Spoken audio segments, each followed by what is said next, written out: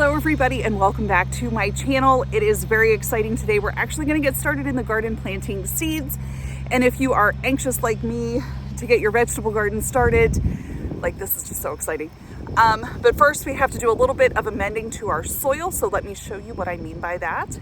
Here you can see where the level of soil has dropped. And that's because in the bottom of this last year when we packed this in, I put a lot of sticks and leaves in the bottom and all of this has sunk down in. So we are going down and my husband's getting to some topsoil right now with the tractor. We're gonna put some of that in here to fill this up. And then what we're gonna do is put compost as the initial top layer then to feed the plants.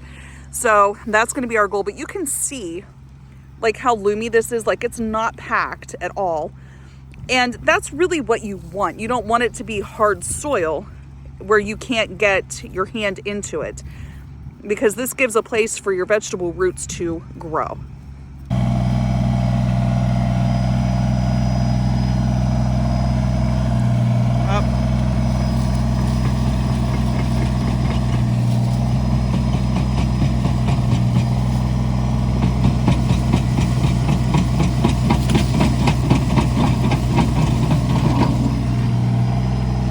So this dirt has not been sifted for anything. So before, I go and even things out, I need to pull out the big rocks, sticks, and that kind of thing. So that way it's not dirtying up my garden beds and I'm not left with things like big roots.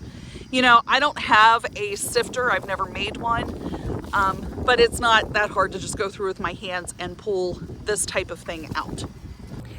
With it only being the beginning of March or middle of March, I'm in zone 6. So there's not a whole lot of your warm weather plants we can do outside right now.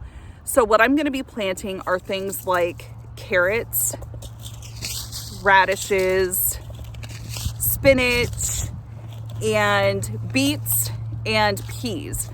And what I'm going to do is cover them with plastic. And I already have hoops established right here. And then I just go to the dollar store or to Walmart, wherever they are cheapest at, and get clothespins to attach them with, because that's the cheapest method that I have found that works. And I will cover everything. It acts like a little greenhouse. And that way I can get an early start on some of my cooler weathered crops. Now, along with that, I'm also planting today.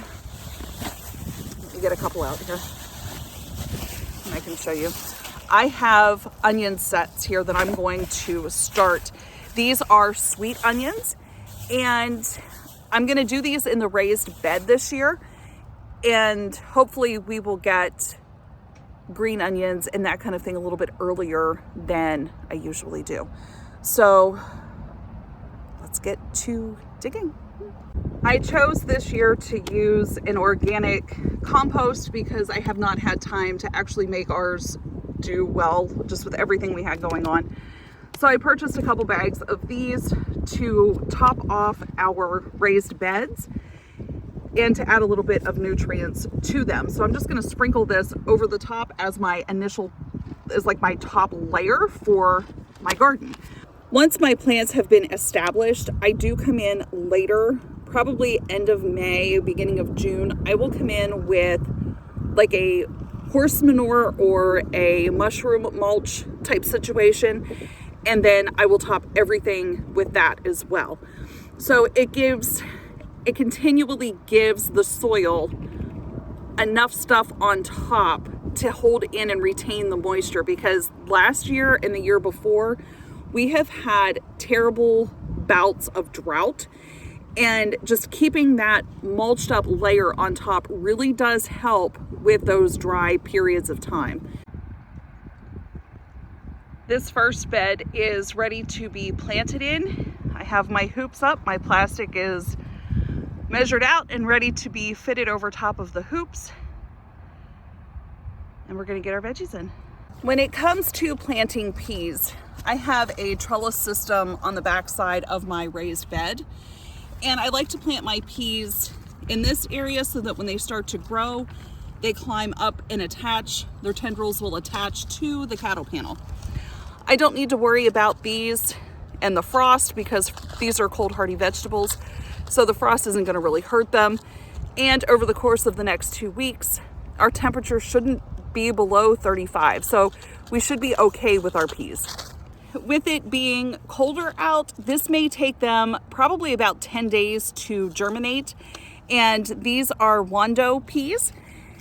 And you know, this should be enough for us to have several meals off of.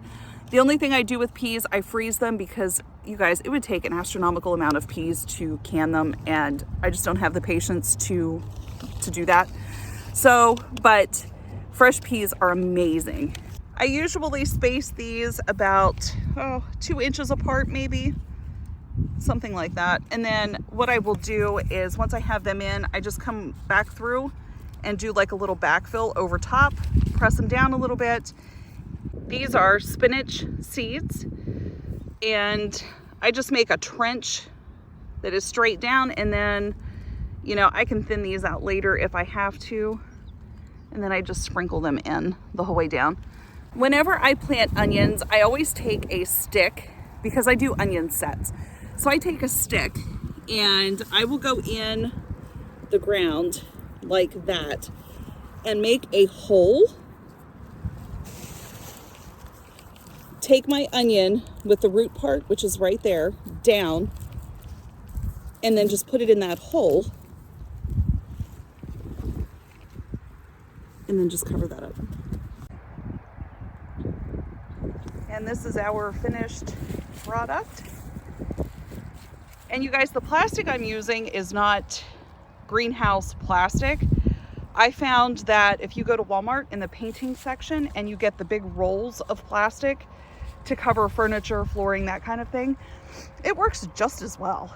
So, and it's cheaper too. So, and you can cut it to fit the size of your raised bed.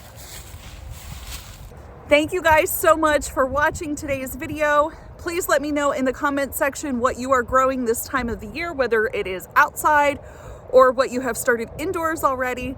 And you guys, the weather is starting to break for us, and it is so awesome to be outside and getting our hands dirty again. So you guys take care, God bless, and we will see you next time. Bye.